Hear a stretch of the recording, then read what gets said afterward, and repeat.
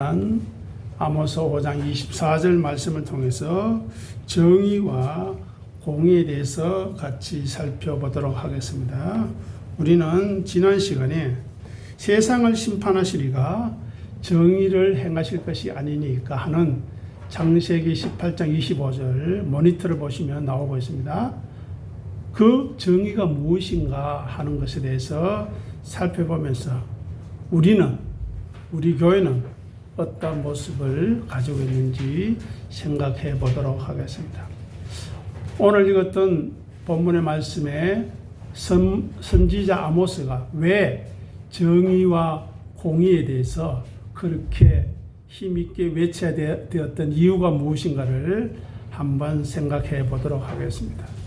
아모스 선지자는 정의와 공의에 대해서 그저 감상적으로 감정에 치우쳐서 외치는 것이 아닙니다. 이 외침은 당시 북이스라엘의 여로보암 2세 왕이 처해 있던 매우 구체적이고 심각한 시대적 모순을 정통적으로 겨냥했던 것입니다. 그러니 오늘 왜 아모스가 그토록 정의와 공의를 부르짖어야했는지, 또 아브라함이 말하고 있는 정의는 무엇인지, 하나님이 원하시는 것은 무엇인지를 살펴보도록 하겠습니다. 첫 번째입니다. 여로보암 2세 당시에 외적인 최전성기를 누리고 있었습니다. 하지만 극심한 빈부격차를 겪고 있었습니다.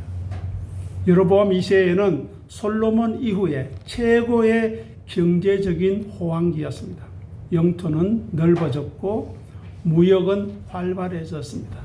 싸울 때마다 이겨서 계속해서 영토가 넓어졌고, 영토가 넓어지니 그 산지에서 들어오는 물건들이 너무나 많아졌던 것입니다.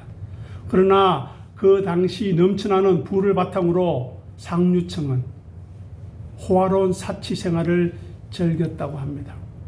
그들은 상하 침대에 눕고 여름 별장과 겨울 별장을 따로 두었고 값비싼 고기와 술을 즐겼다고 고발합니다. 아모스 3장 15절 성경을 찾아보겠습니다.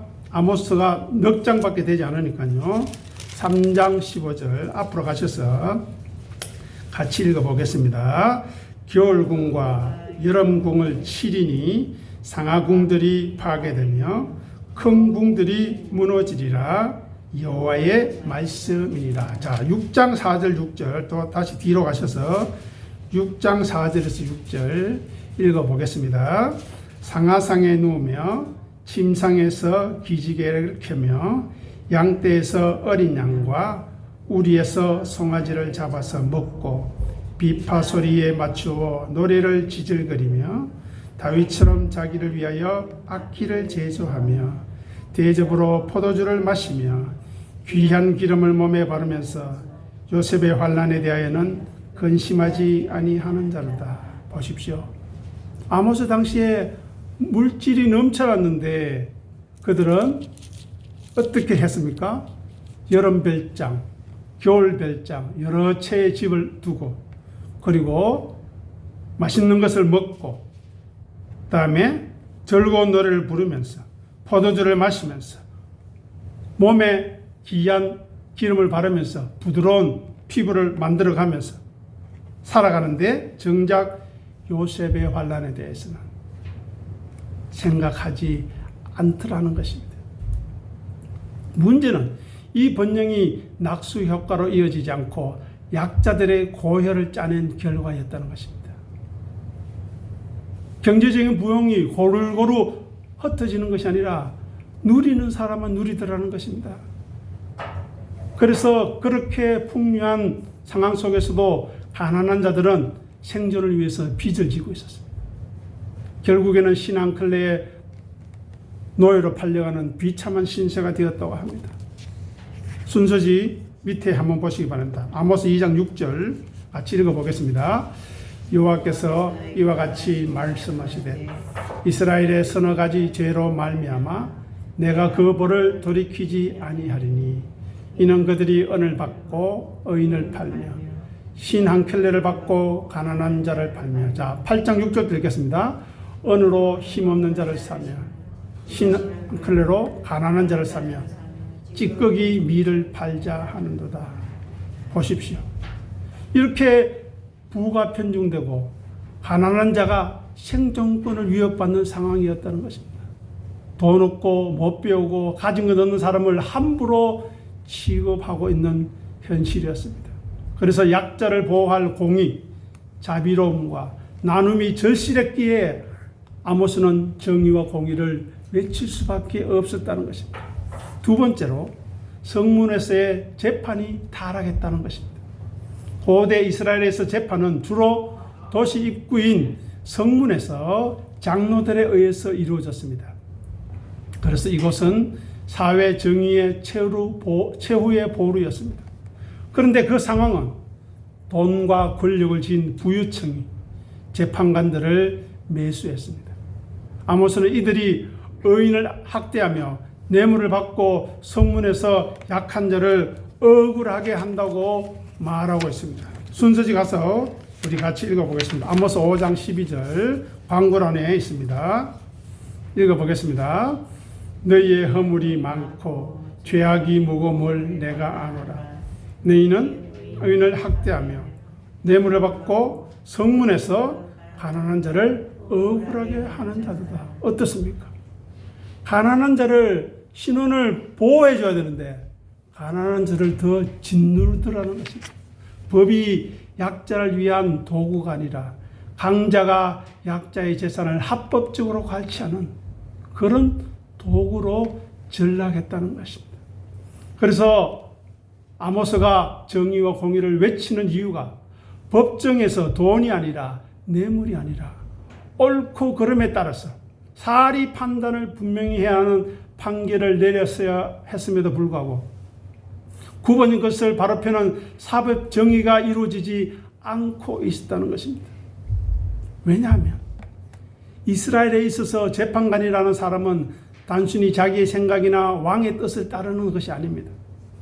하나님의 법을 집행하는 하나님의 대리자였습니다. 자, 신명기 1장 17절 앞에 보시고 우리 같이 읽어보겠습니다. 재판은 하나님께 속한 것인즉 너희는 재판할 때에 외모를 보지 말라. 귀천을 차별 없이 두고 사람 낯을 두려워하지 말 것이니 스스로 결단하여 어느 일이 있거든 내게로 돌리라. 내가 들으리라 하였고. 아멘. 여기서 뭐라고 이야기합니까? 재판은 누구에게 속했다고요? 하나님께 속했다고 이야기합니다. 즉 재판하는 사람이 자기 마음대로 하는 것이 아니라는 것입니다. 이렇게 이스라엘이 뇌물을 받고 구번 판결을 하는 것은 그들이 섬기는 하나님을 부패한 신으로 왜곡하여서 세상에 선전하는 신성모독이 된다는 것입니다.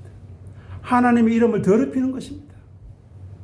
우리가 이웃과의 관계 속에서 나눠지지는 못할 만큼 인식하고 자기 것만 챙기는 사람이 교회의 이름을 더럽히는 것과 마찬가지입니다. 조금 손해볼 수 있고 조금 더 베풀 수 있는데 그렇지 않은 삶이 스스로의 이름뿐만 아니라 교회의 이름을 더 나아가서 하나님의 이름을 더럽힌다는 것입니다. 이스라엘의 재판관은 보이지 않는 하나님의 정의를 보이는 세상에서 실현해야 할 의무가 있습니다. 우리도 마찬가지입니다. 하나님께서 수많은 민족 중에 아브라함을 택하여 부르신 이유가 뭐라고 했습니까? 그 후손들이 강대국이 되는 것이 아니라 잘 먹고 잘 사는 것이 아니라 공의와 정의를 행하게 하려 함이었다가 우리가 살펴보지 않았습니까? 앞에 보고 읽어보겠습니다. 내가 그로 그 자식과 건속에게 명하여 여호와의 도를 지켜 의와 공들을 행하게 하려고 그를 택하였나니 이는 나 여호와가 아브라함에게 대하여 한 말을 이루려 함이니라. 여기서 말하는 의와 공도가 바로 오늘 본문에 나오는 정의와 공의입니다. 이것은 이스라엘 존재 목적입니다. 그 자체입니다. 우리는 정직해야 할 뿐만 아니라 공의를 행해야 할 줄 알아야 됩니다. 나중에 설명할 텐데요. 하나님은 이스라엘에게 올바른 재판을 요구하실 때 항상 그들의 과거, 애굽에서의 노예 생활을 상기시키고 있습니다. 자, 출애굽기 23장 2절 보겠습니다. 너는 이방 나그네를 압제하지 말라. 너희가 애굽 땅에서 나그네 되었은즉 나그네 사정을 아느니라. 보십시오. 너희들도 어렵게 살지 않았느냐? 너희들도 힘들게 살았을 때가 있지 않았느냐? 그런데 왜 입장이 바뀌었다고 화장실 들어갈 때하고 나올 때가 그렇게 다르게 행동하느냐는 것입니다. 우리가 어렵고 못 살 때 생각해 보셨습니까? 그때 누가 작은 도움을 줬을 때 얼마나 감사했습니까? 그런데 지금 어떻습니까? 성이 차지 않죠. 그만큼 우리는 오만해졌습니다. 교만해졌습니다. 억울한 약자, 나그네와 고아와 가부로 대표되는 그 심령을 누구보다 잘 알아야 하는 민족이 바로 이스라엘이라는 것입니다. 교회라는 것입니다. 우리가 죄인 되었을 때 구원받은 상황이 무엇인가를 알고 살아가라는 것입니다. 재판의 대상이 되는 고아와 가부, 가난한 자들의 보호자가 바로 하나님 자신이라는 것입니다. 그래서 가난한 자를 억울하게 판결하는 것은 하나님과 싸우는 행위라고 말하고 있습니다. 잠언 22장 22절에서 23절 읽어보겠습니다. 약한 자를 그가 약하다고 탈취하지 말며 공고한 자를 성문에서 압제하지 말라. 대저 여호와께서 신원하여 주시고 그들을 노약하는 자의 생명에서 빼앗으시리라. 어떻습니까? 약하다고 함부로 하지 말라는 겁니다. 공고한 자에게 압제하지 말라고 이야기합니다. 왜요? 하나님께서 그들이 하나님께 울부짖으면 그들의 호소를 하나님이 들어주시고 그들의 생명을 빼앗겠다고 말씀하시게 됩니다. 지상법정에서 억울함을 당한 자의 탄식은 바로 하나님의 법정으로 상소가 되기 때문입니다. 그래서 아모스가 공의를 썬쑥으로 바꾸며 정의를 땅에 던지는 자들이라고 경고한 이유도 여기 있습니다. 왜냐하면 그들이 하나님의 피고인 하나님의 백성을 건드렸기 때문입니다. 주보를 통해서 아모스 5장 7절 읽어보겠습니다. 정의를 썬쑥으로 바꾸며 공의를 땅에 던지는 자들아. 이게 무슨 말입니까? 정의와 공의 필요 없다는 겁니다. 내만 잘 살면 되고 내 자식만 잘 되면 되지. 정의, 공의 개나 주라는 것입니다. 그런 것은 안 된다는 것입니다. 세 번째, 뜨거운 종교적 열심과 도덕적 불감증이 팽배했습니다.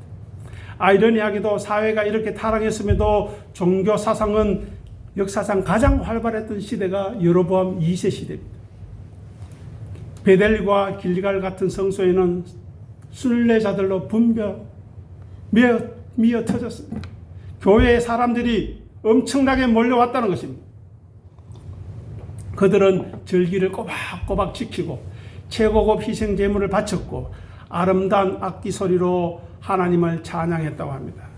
한번 찾아보겠습니다. 성경 아모스 4장 4절 5절 앞으로 가셔서 읽어보겠습니다. 4장 4절 5절 읽겠습니다. 너희는 베델에 가서 범죄하며 길갈에 가서 죄를 대하며 아침마다 너희 희생을 3일마다 너희 11조를 드리며 누룩 넣은 것을 불살라 수온제로 드리며 낙한 자를 소리내어 선포하려무나. 이스라엘 자손들아, 이것이 너희가 기뻐하는 바니라 주 여호와의 말씀이니라. 자, 5장 21절 23절도 뒤로 가셔서 읽어보겠습니다. 5장 21절 내가 너희 절기들을 미워하여 멸시하며 너희 성회들을 기뻐하지 아니하나니 너희가 내게 번제나 소제를 드릴지라도 내가 받지 아니할 것이요 너희의 살찐 희생의 화목제도 내가 돌보지 아니하리라. 어떻습니까? 얼마나 열심히 있습니까? 우리보다 훨씬 낫습니다. 그런데 그들은 성소 안에서 예배당 안에서는 경건한 척했지만 예배당 문을 나서는 순간 탐욕스러운 착취자로 돌변했던 것입니다. 자기밖에 모르는 사람, 고집스러운 사람, 아집스러운 사람으로 살아갔다는 것입니다. 그래서 아모스는 너희들이 하나님이 너희의 절기를 미워하며 멸시한다고 했습니다. 하나님을 앞세우지 않고 은혜를 앞세우지 않고 살면서 제사 드리고 절기하는 것 싫어한다는 것입니다. 왜냐하면 삶의 순종이 없는 제사는, 예수님을 섬기고 따름이 없는 삶은 소음일 뿐이기 때문입니다.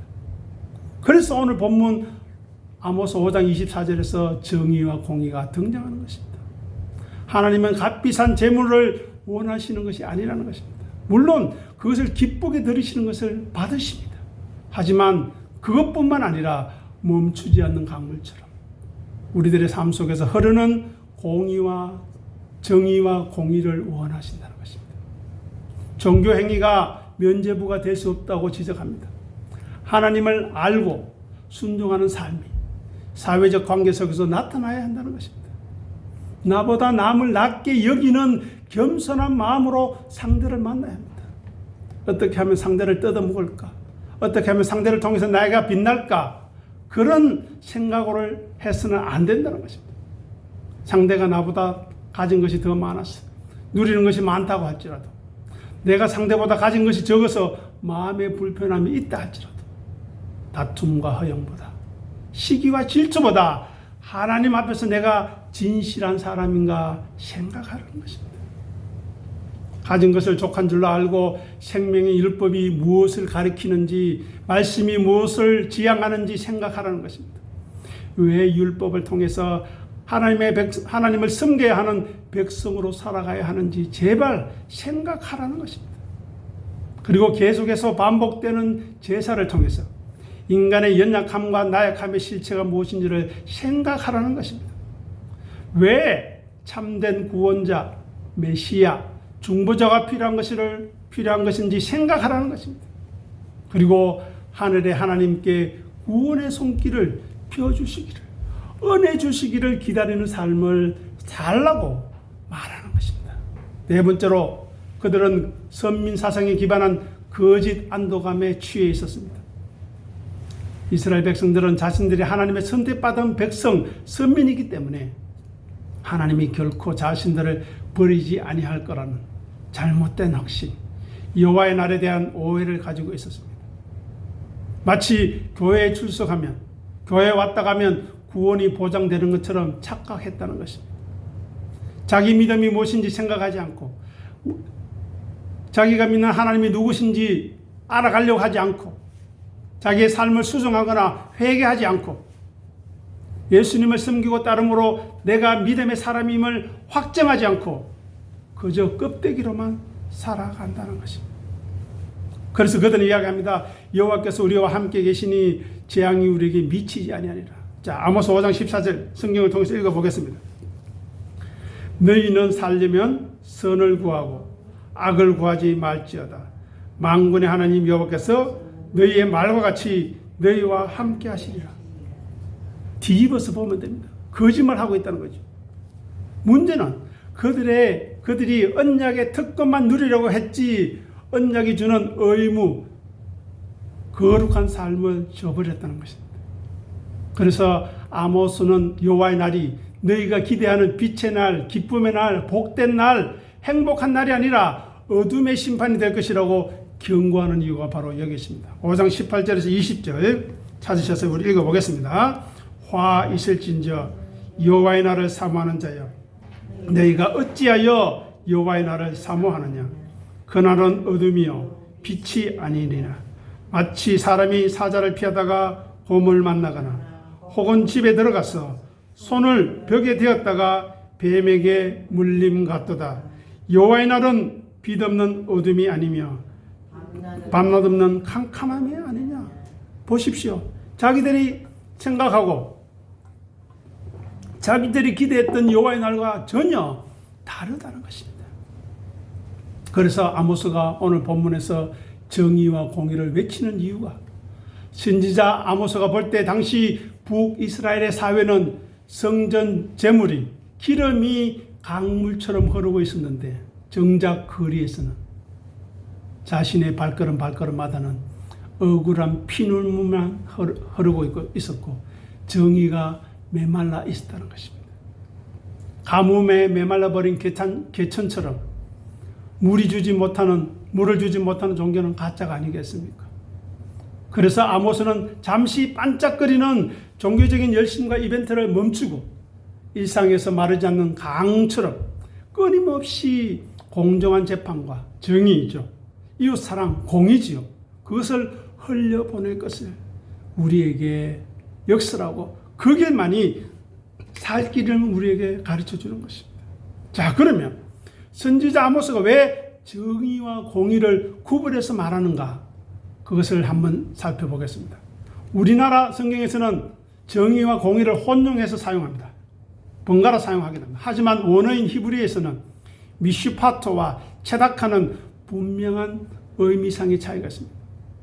그 두 개념을 구분하는 이유와 근거를 생각해 보면서 우리의 모습을 살펴볼 수 있기를 바랍니다. 먼저 법정적 판결과 관계적 올바름의 차이가 있습니다. 두 단어는 서로 짝을 이루어 사용되지만 적용되는 영역에서는 미시한 차이가 있다는 것입니다. 정의는 법정 용어에서 유래했습니다. 그래서 재판관이 법에 따라 내리는 올바른 판결을 의미합니다. 그 이유는 아모스 시대의 사회 문제는 재판장이 성문에 앉아서 뇌물을 받아 묻고 가난한 자를 억울하게 만든다는 것입니다. 따라서 정의를 행한다는 것은 구체적으로 법적, 사회적 시스템에서 억울한 자가 없게 하고 공정한 재판을 시행하는 것을 의미합니다. 사회 구조와 제도의 올바름을 강조하는 것입니다. 그런데 지금 우리의 모습은 어떻습니까? 우리나라 재판에서 논리가 앞뒤도 맞지 않는 재판을 하고 있습니다. 억지로 끼워 맞춥니다. 앞서 있던 판례도 무시합니다. 법을 왜곡합니다. 그리고 자기 세계에 갇혀서 판결하고 있습니다.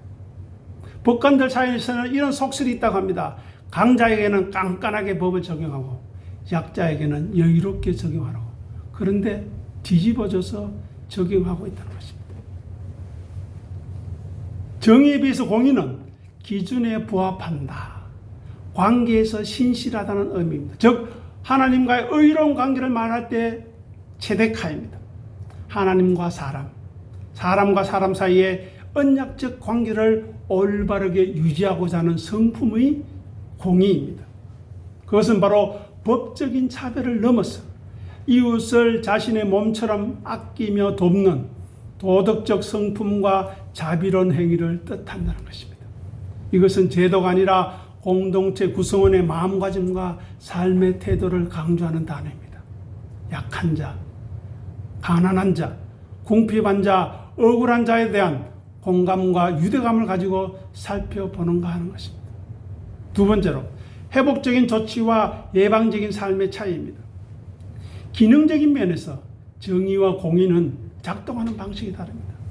정의는 사후적이고 교정적인 측면입니다. 무슨 말인가 하면 사회에 불균형이 생겼을 때, 누군가 착취를 당했을 때, 누군가 억울한 일을 당했을 때 굽어진 것을 바로 펴는 행위를 말합니다. 권력자가 약자를 괴롭히지 못하게 막고 처벌하는 것입니다. 그런데 우리나라에 20년 전에 억울한 판결이 있어서 거기에 대한 자료를 찾으러 돈도 없이 가난하게 살아가면서도 일본까지 가서 그 증거를 다 가져와서 제출했는데도 시작도 못하고 기각해버리는 그런 어처구니 없는 사건들이, 그런 억울함들이 이 땅에 울부짖음으로 남아있다는 것입니다. 그런데 우리는 거기에 귀 기울여 있습니까? 그것을 아모스가 우리에게 묻는다는 것입니다. 나만 편하면 잘 되는 것이 아닙니다. 다음에 공의는 사전적이고 규범적인 측면이 있습니다. 즉 사건이 터지기 전에 평소에 하나님의 뜻대로 기준대로 사는가 하는 것입니다. 공동체가 서로 신뢰하고 돕는 윤리적인 기초가 튼튼하다면, 쉽게 말해서 서로 사랑한다면, 나보다 남을 낮게 여긴다면 억울한 일이 발생하겠는가 하는 것입니다. 그래서 이렇게 구분하는 이유는 정의가 칼이라면 공의는 따뜻한 강물이라고 할 수 있는 것입니다. 정의만 있고 공의가 없으면 어떻게 되겠습니까? 사회는 차가운 율법주의자, 자기 고집만 피우는 교만이 넘쳐날 것입니다. 반대로 공의만 있고 정의가 없으면 어떻게 되겠습니까? 악을 제어할 힘이 없게 되는 것입니다. 악이 판치는 것입니다. 혐오와 정의가 판치는 것입니다. 남을 욕하고 정죄하고 심판하는데도 아무런 양심의 가책을 느끼지 않습니다. 당연하다고 합니다. 아무개는 죽어야 돼. 어떤 지역에 있는 사람들은 다 망해야 돼. 그렇게 이야기하면서도 아무런 가책이 없는 그런 무딘 양심을 가지고 살아간다는 것입니다. 세 번째, 하나님의 사랑과 이웃 사랑의 통합적인 요구를 우리에게 말합니다. 아모스 선지자가 이 두 단어를 구분하면서도 병행시킨 이유가 신앙이 예배당 안에서 갇혀 있어서는 안 된다는 것을 보여주는 것입니다. 당시 이스라엘 백성들이 종교적 열심이 많았다고 했습니다. 절기를 잘 지키고 제사를 열심히 드리고 예배에 열심히 참석했지만 삶의 윤리는 파괴되었습니다. 자기 것만 챙기고 자기 것만 알고 이웃에게는 눈을 감아버린 것입니다. 쉽게 이야기해서 내 말 잘 듣는 사람한테는 잘해주고 내 말 잘 안 듣는 사람한테는 내팽개 쳐버린다는 것입니다. 좌로나 우로나 지나치게 치우쳐서 혐오와 정오를 양산시키고 있습니다. 특히 교회가요. 거기에 편성하고 동조하면서도 아무런 죄책감을 느끼지 못하고 있다는 것입니다. 그런 곳에 사람이 많으면 도대체 무슨 은혜가 있겠습니까? 거기에 찬송 소리가 커지면 무슨 하나님의 역사가 있겠습니까? 우리는 생각해야 합니다. 그래서 정의를 물같이 흘려보내야 하는 이유는 일시적인 홍수처럼 한번 쏟아지고 마는 것이 아니라 멈추지 않고 끊임없이 흘러야 하는 사법적인 공정성을 요구하는 것입니다. 공의가 마르지 않는 강같이 흘러야 하는 이유는 계절에 따라 마르는 개천, 와디가 아니라 1년 내내 흐르는 강처럼 성도의 삶에서 변함없이 흘러나오는 성품, 온유함과 겸손함, 자기를 비우고 낮추는 삶, 자기를 부인하고 자기 십자가를 지는 삶을 우리에게 요구한다는 것입니다. 그래서 정의와 공의를 구분하는 이유는 다음과 같다 하겠습니다. 아모스 5장 24절은 단순히 착하게 살아라 그 말이 아닙니다. 제도적인 차원에서 사회의 법과 질서가 뇌물과 권력에 휘둘리지 않도록 공정하게 작동되어야 한다는 것입니다. 그렇게 하기 위해서 사회 구성원 한 사람 한 사람이 끼어 있어야 합니다. 그리고 억울한 일이 일어나고 억울한 사람의 울부짖음이 있을 때 우리가 그들을 위해서 무엇을 할 수 있을까? 어떻게 도울 수 있을까? 생각하는 것입니다. 나와는 상관없어 라고 하는 것이 아니라 그것을 바로 세워가기 위해서 나는 어떤 수고와 노력을 해야 할까 생각하라는 것입니다. 그리고 관계적 차원에서 그 사회를 살아가는 구성들의 내면에 하나님을 닮은 자비와 긍휼, 정직함이 있어야 한다는 것입니다. 원수된 우리를 사랑하지 않으셨습니까? 죄인된 우리가 예수님을 통해서 십자가에 구원받지 않았습니까? 그런데 왜 우리는 미워하는 사람들, 내 마음에 들지 않는 사람들, 내 감정적으로 끓이끼는 사람들에 대해서 욕하고 비난하고 배척하고 있습니까? 그것은 잘못된 것입니다. 주보를 통해서 로마서 13장 10절 우리 같이 읽어보겠습니다. 사랑은 이웃에게 악을 행하지 아니하나니 그러므로 사랑은 율법의 완성이라. 보십시오. 서로 사랑하는데 어떻게 악을 행하겠습니까? 억울한 사람이 내 자녀요. 내가 사랑하는 사람인데 어떻게 그를 억울하게 만들 수 있겠습니까? 그렇지 않고 내가 함부로 할 수 있는 존재라고 생각하니까 억울하게 만들고 뇌물을 받고 거짓을 말하게 된다는 것입니다. 그래서 이 공의와 정의가 두 가지가 합쳐질 때 비로소 하나님이 받으시는 참된 예배의 삶이 우리 삶 속에서 나타난다는 것입니다. 하나님은 공정한 재판, 정의와 따뜻한 이웃사랑, 공의가 멈추지 않는 세상, 우리들의 삶이 되기를 원하시는 것입니다. 이제 마지막으로 예수님을 섬기고 따르는 심령에게 있어서 정의와 공의는 어떤 의미인가 살펴보고 마무리하겠습니다. 우리의 권리, 우리의 안전, 우리의 재산을 부인하지 않고서는, 즉 내 것을 내 것이라 하는 순간 도둑이라 그랬죠. 그것을 부인하지 않고서는 결코 남을 위해 정의를 흐르게 할 수 없다는 것입니다. 한번 생각해 보십시오. 온통 불의합니다. 그런데 여러분 한 사람 한 사람이, 우리 한 사람 한 사람이 그 사회 시스템 속에서 혼자 공의를 행한다고 생각해 보십시오. 손해볼 것입니다. 왕따 당할 것입니다. 또 생명의 위협을 받는 일이 일어날 것입니다. 왜냐하면 당시의 기득권 카르텔에 저항하는 것은 지금도 마찬가지입니다만 곧 고난을 자처하는 길이 될 수밖에 없기 때문입니다. 기득권에 있는 사람들은 자기의 이익을 해치는 일에 앞장서서 엄청난 공격을 합니다. 지금 보십시오.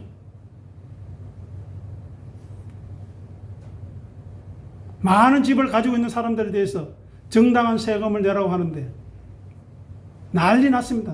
나라가. 어떤 사람이 많은 집을 가지고 있겠습니까? 돈 많은 사람이죠.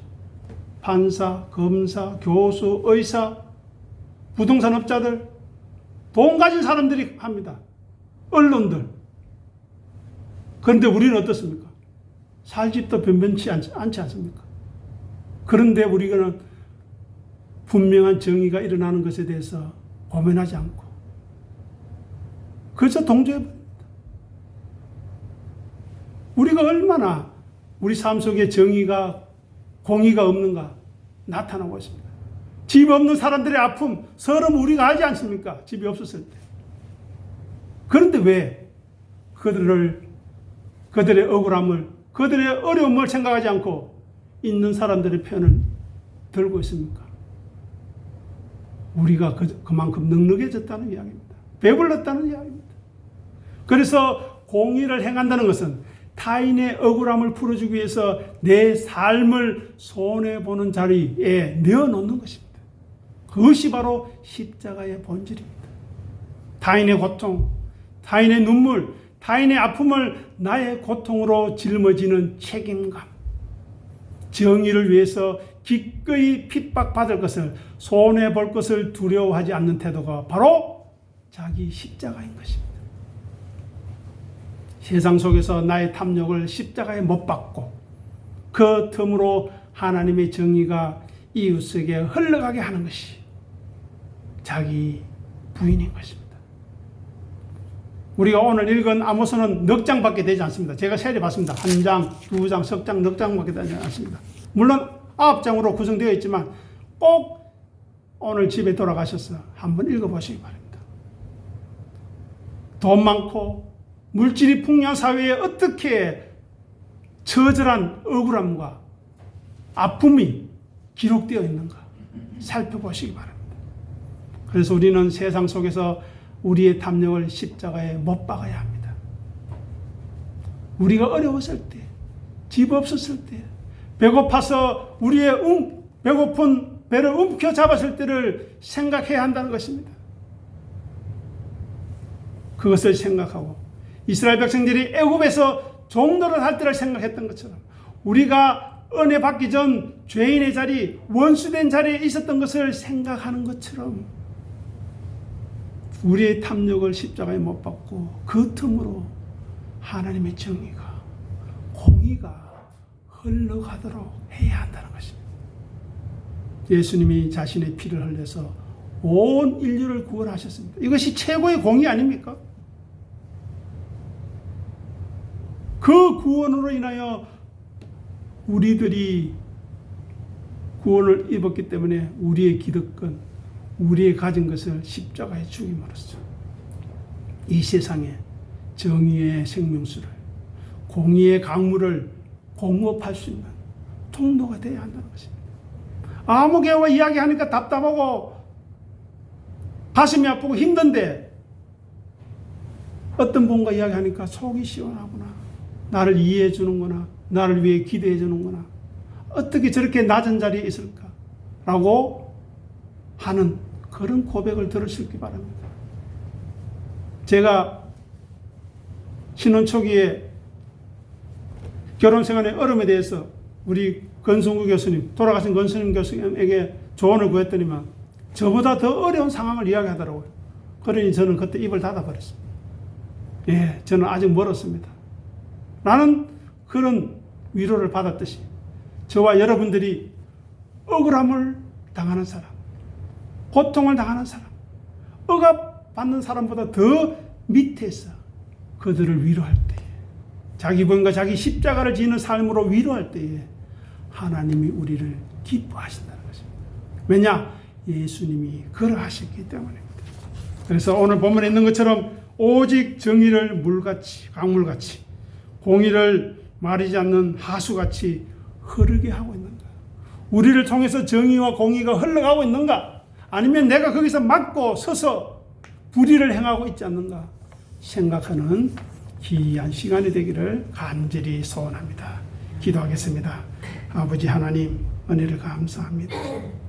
우리는 예수를 믿는다고 하지만 죄인 되었을 때에, 원수 되었을 때에 하나님의 은혜를 받았다고 하지만 이제는 먹고 살만하고 호화로운 집이 있고 가진 것이 너무 많아 가난한 자들, 억울한 자들, 핍박받는 자들의 목소리를 외면하고 있는 저희들의 모습을 봅니다.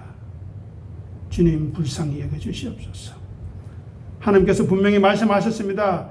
이스라엘 백성들아, 너희가 애굽 땅에서 나그네 되었던 것을, 종노릇 했던 것을 기억하고 나그네를 위로해 주어라, 나그네를 품어주어라 말씀하시는데, 우리는 이 땅에서 나그네로, 외국인으로 사는 것이 아니라 마치 정착한 것처럼 살아가고 있으니 주님, 어떻게 하면 좋겠습니까?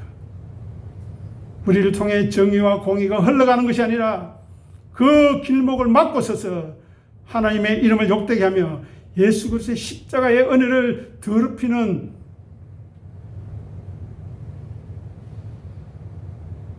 하나님의 영광을 가리는 무지한 자들이 아닌지 주여 돌아보게 도와주시고 돌이키게 도와주시옵소서. 감사하며 우리 주님 예수 이름으로 간절히 기도드립니다. 아멘.